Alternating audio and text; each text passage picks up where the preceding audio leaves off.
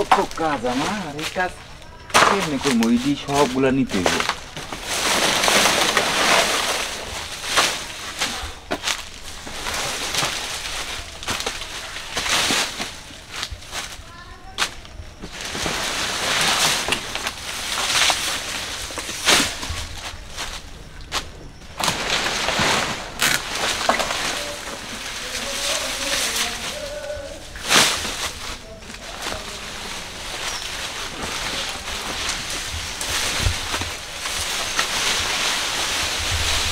রাত্রে যে ঝড়ি হয়েছে, ঝড়ি হয়ে একবারে গাছগুলো নষ্ট হয়ে গেছে।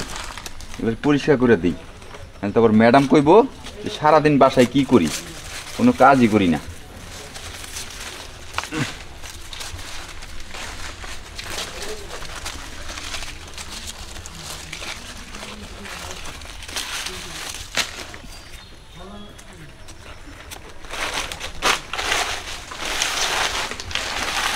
চারাটা দিয়ে মরে গেছে গা।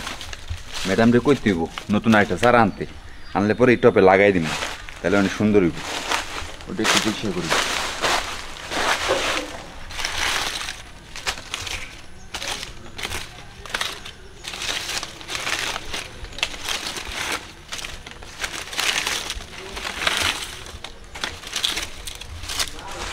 পাতা পড়ছে, পরিষ্কার করতে করতে কত সময় লাগে যেটাতে। আবার বিকেলবেলা বাজারে যেতে হইব।